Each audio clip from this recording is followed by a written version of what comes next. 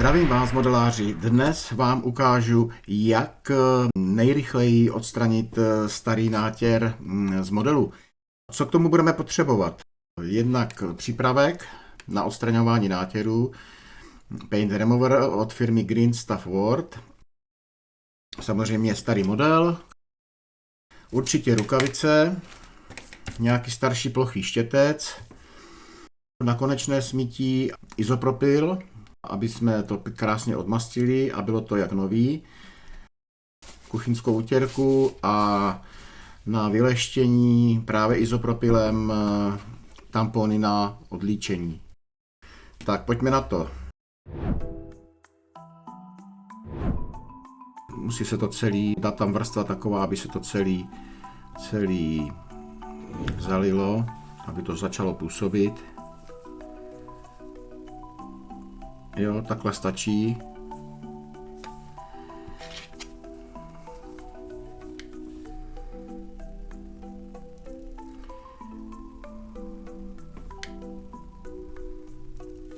A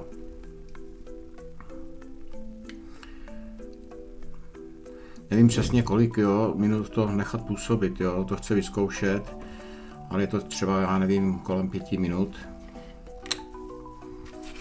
Takže teďka se vrhneme na ty křídla a chce to furt opakovat, jo. Udělat jednu vrstvu, podíváte se, jak vám to smilo, vždycky po částech, jo. Přitom to není vůbec toxický, je to absolutně, spíš mi to připadá, že to voní, než že by to smrdělo, takže i po této stránce, že vám to neudělá, nebo že nemáte doma zápach, nemáte smrad. Jsou samozřejmě paint removery od Tamiya, od Gunze, ale ty jdou cítit, jo. Ale tady to opravdu cítit není, takže můžu vám to jedině doporučit. Teď už se můžeme podívat, co to dělá. Začneme od toho prvního. Nejdřív na hrubo určitě doporučím kuchyňské utěrky. No, ještě to je málo. Jo, ještě to málo působí. Sice už to trochu leze dolů, ale je to málo. Jo, málo jsme to nechali, krátkou dobu jsme to nechali působit, takže pojďme dát další vrstvu. Se to už začíná krabatit. Uvidíme. Vidíte, že tady už mám pod tím zase další jakoby vrstvy barvy, které jsem zkoušel za nějaký roky na tomhletom pro mě zkušebním modelu, jinak je to model je to Hurricane MK1 1:82 od firmy Heller. No, vidíme, že barvu tam pořád máme, tak aplikujeme další vrstvu a tento postup stále opakujeme, dokud barvu zcela neodstraníme a neuvidíme původní plast stavebnice. Tak tady třeba vidíte na té výškovce, že už to jde krásně dolů. Plast to nenaleptává, to je důležitý říct.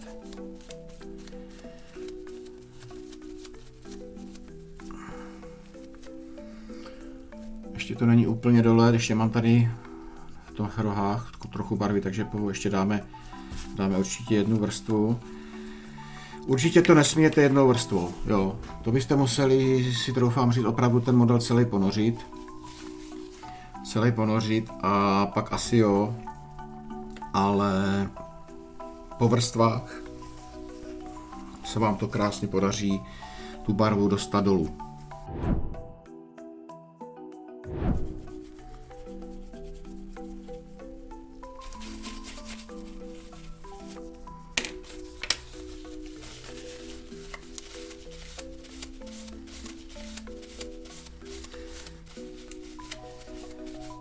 tam bylo hodně vrstev. Opravdu, to si pamatuju, že na tomhle modelu jsem si hodně technik zkoušel, tak taky jsem to přestříkával různě. První vrstva byl možná nějaký surf, potom kamuflážní barva, pak jsem třeba tu kamuflážní barvu zase přestříkal surfem. Jo, takže ještě nic, ještě to není ono. Dáme ještě tady působit.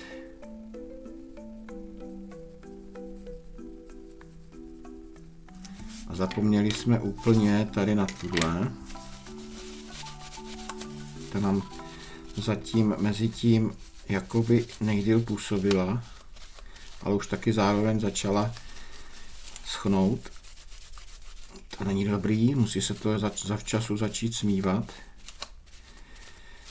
Ale leze to krásně dolů.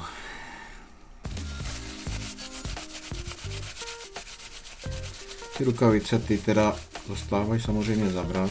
Vůbec se nepokoušejte to dělat bez rukavic. Protože jasně vidíte, že ty rukavice mám úplně špinavý. Tak. Máme tu výškovku. Tady už to vypadá, že je to asi dole.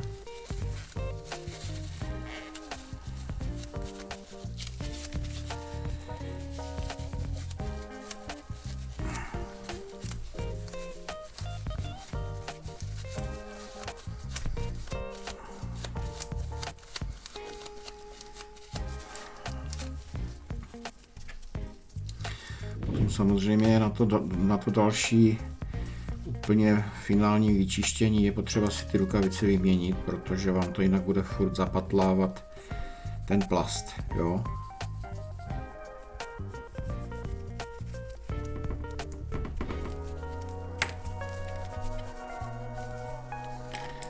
Tak a už i to křídlo začíná vypadat dobře.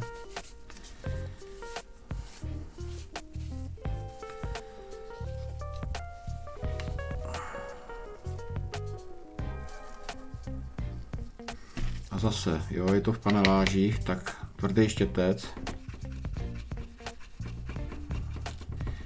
který má fakt ty štětiny tvrdý. Já ten štětec používám s oblibou na chipping.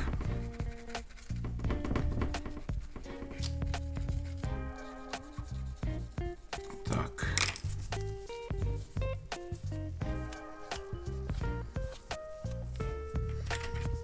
Ještě koukám, že tady trošku zůstalo.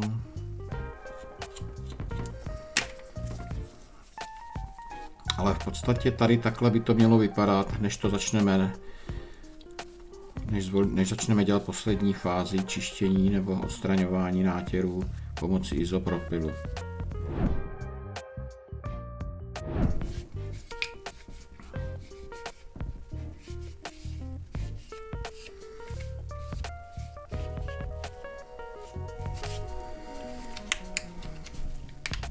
Konce se to rozlepuje, což je dobře.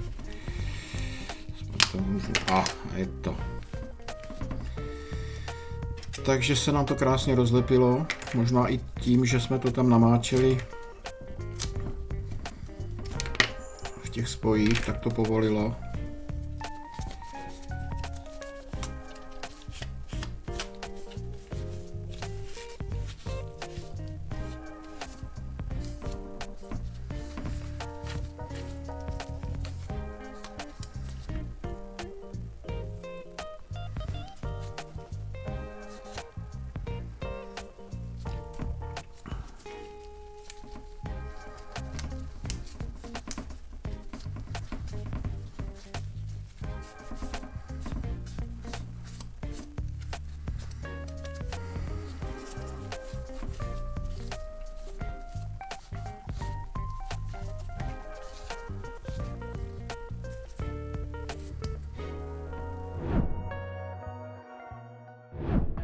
Přichází závěrečná fáze, než se pustíme potom znovu do nové stavby a utřeme si celý model, celý ten plast izopropylem.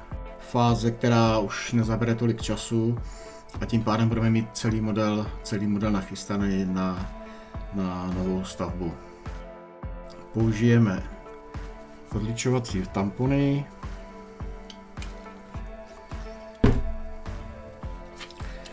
Takhle krásně to odmastíme. Je dobrý samozřejmě tu fázi předešlou nechat chvíli vyprchat.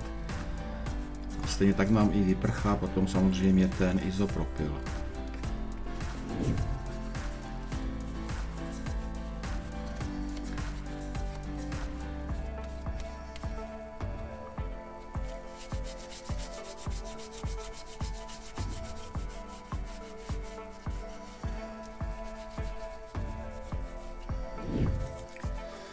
Tady už samozřejmě se nejedná vůbec o špinavou práci, jako v předešlým postupu nebo předešlé té první fázi. Pokud se vám zdá, že tam ještě máte trochu v té paneláži, tak zase stačí vzít ještě jednou ten štětec s hrubýma štětinama a takhle to ještě vyčistit. Když tam už je jenom ten izopropyl, no to ještě trochu ven dostanete. Modeláři, máme hotovo, máme umyto, máme smyto, máme starou barvu pryč pomocí tohoto přípravku Green Stuff World Paint Remover a v závěrečné fázi umytí izopropylem. Takže takhle vypadá stavebnice vlastně jako nová a můžete se pustit znovu do stavby, znovu do práce a udělat si Hurricana nebo jiný model znovu a třeba se vyvarovat nějakých předešlých chyb. Pokud se vám video líbilo, dejte mi like a já se budu těšit zase u příštího videa.